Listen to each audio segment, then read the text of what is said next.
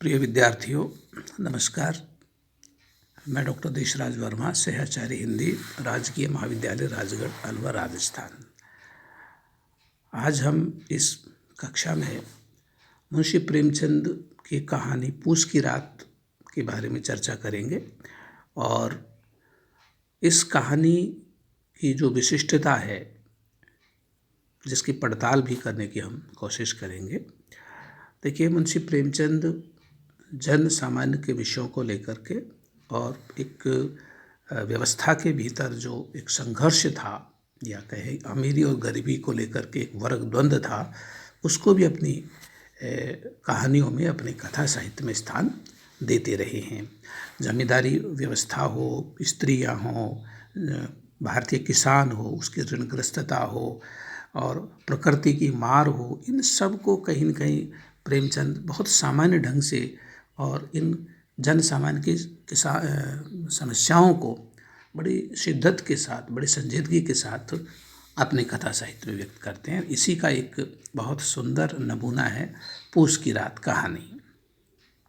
जैसा कि हम इसके नामकरण के बारे में बात करें, पूस की रात, पूस का महीना या पौष का महीना घोर सर्दी का, हाड़ कँपाने वाली सर्दी का होता है और उसकी एक रात में किसान किस तरह से इस प्रकृति की मार को झेल कर भी सदैव नुकसान और या घाटे के सौदे में रहता है। और ये बताया गया है कि खेती बाड़ी का जो सौदा था या कृषि कार्य था, वो किसान के लिए किस तरह से ऋणग्रस्तता में धकेलने का और घाटे का एक तरह से व्यापार या घाटे का काम उन किसानों के लिए साबित होता था। और एक कहीं न कहीं हम देखते हैं कि जो भारतीय किसान है वो खेती से इस तरह से चिपका हुआ है कि वो कहते हैं खेती करना तो मेरी मर्यादा है, अगर मैं खेती करना छोड़ दूंगा तो मेरी मर्यादा मर्याद चली जाएगी, हमारे कुटुंब परिवार की मर्यादा की उस घर में खेती नहीं होती है।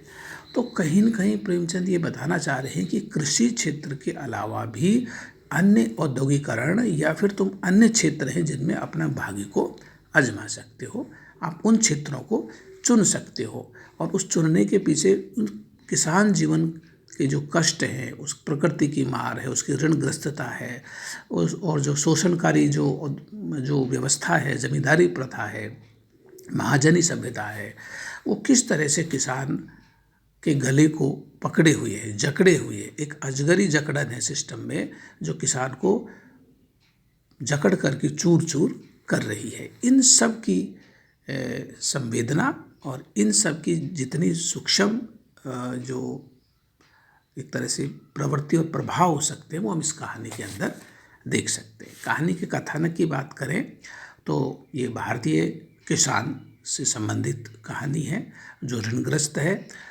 प्रकृति बहुत घोर सर्दी गर्मी बरसात में काम करता है, प्रकृति की मार को झेलता है, खेती में काम करता है, लेकिन खेती में जो धन लगाता है वो धन उधार लेकर के लगाता है और खेती कमाई को लगान के रूप में फिर वो किसान को चुकाने पर मजबूर हो, ऋणग्रस्त सूद सहित चुकाने के लिए वो अभिशप्त होता है। इस कहानी के भीतर हल्कू नाम का किसान है जो ऋणग्रस्त है, और सहना नाम का एक जमींदार का व्यक्ति उगाही करने आया है, उसको धमकी देता है और अपनी पत्नी से अलगू कहता है कि वो पैसे 3 रुपये दे दो, जिससे कि हम उसका भुगतान कर दें, जिससे गला तो छूटे। ये इस कहानी का की नोट है, एक तरह से बीज संदर्भ है कि गला तो छूटे। गला किसने पकड़ रखा है?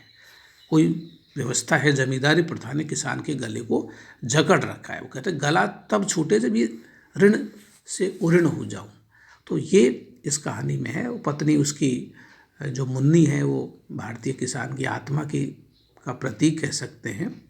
वो छटपटाती है, वो कहती है कहाँ पैसे रखें, अभी फटे कंबल है, हमें कंबल खरीदना है, बहुत सारी आवश्यकता है किसान के पास, लेकिन अंततोगत्वा वो ये पैसे का संदर्भ उठाते हैं। उसके बाद कई दृश्य कहानी के भीतर प्रेमचंद रखते हैं। पूस की रात का महीना है, हल्कू सर्दी में करवटें बदल रहा है और फटा उसका कंबल है, उसका एक छप्पर है, उस छप्पर में लेटा हुआ है, उसके पास उसका जबरा कुत्ता है। बहुत सारे दृश्य उस कहानी के भीतर आते हैं। वो आम के सूखे पत्तों को जलाता है, फिर अपनी सर्दी को भगाने का प्रयास करता है। तो कहते हैं कि 8 चिलम तो पी चुका हूँ। सप्तऋषि तारे को रात में देखता है कि समय कितना बाकी, समय नहीं कटता है किसान का। तो ये किसान की दुर्दशा है और पैदा कुछ नहीं होता है। और एक प्रेमचंद हल्कू के मुख से एक शब्द कहलाता है कि हम तो यहाँ सर्दी में पड़े हुए हैं और वो जनाब 7 महलों के भीतर लिहाफों में लिपटे हुए हैं। वो लोग कौन हैं? जमींदार लोग हैं, संपन्न लोग हैं, पूंजीपति वर्ग है। वो कहते हैं कि वहाँ जाड़ा का प्रवेश ही नहीं है और हम यहाँ किस तरह से अभिशप्त हैं अपना जीवन जीने के लिए। आखिर में देखते हैं कि फसल को जो जंगली जानवर चट कर जाते हैं प्रेम, और वो हल्कू निश्चिंत होकर सो जाता है। अब उसकी निश्चिंतता का भाव है कि खेती के प्रति जो मोह था उसका, वो कहता है अब खाने दो, अब मुझे यहाँ सोना तो नहीं पड़ेगा। तो ये पूरा एक कथाक्रम इस कहानी के भीतर है। भारतीय किसान के जीवन और जीवन से जुड़ी बहुत सारी घटनाएं, उसकी ऋणग्रस्तता, ये सारी चीज़ें हम इस कहानी के भीतर देख सकते हैं। पात्रों की दृष्टि से देखते हैं तो मुंशी प्रेमचंद के पात्रों की एक विशिष्टता है जो प्रत्येक विद्यार्थी को ध्यान में रखनी चाहिए कि इनके पात्र टाइप चरित्र हैं। टाइप चरित्र कहते हैं वर्ग प्रतिनिधि पात्र। इनका प्रत्येक पात्र अपने जैसे संपूर्ण एक वर्ग का रिप्रेजेंटेशन करता है, प्रतिनिधित्व करता है। हल्कू एक ऐसा किसान है जो संपूर्ण भारतीय किसानों का प्रतिनिधित्व करता है। हल्कू का मतलब भारतीय सारे किसानों की यही दशा है। मुन्नी है, हल्कू की पत्नी है, तो वो कहीं न कहीं भारतीय किसान की छटपटाती आत्मा है, झल्लाती है, बार बार अपने पति से झगड़ा करती है। तो ये हम इस कहानी के झबरा कुत्ता है, सहना है, जमींदार हैं, वो लोग शब्द का प्रयोग प्रेमचंद करवाते हैं। तो ये 3-4 तरह के शोषक चरित्र हैं, शोषित चरित्र हैं और सहायक चरित्र है। प्रधान चरित्र इसका हल्कू है। और हल्कू के बारे में लिखा है कि उसका नाम तो हल्कू है लेकिन शरीर से भारी है और वो सहज व्यक्ति है, भारतीय किसान है, खेती बाड़ी करने वाला।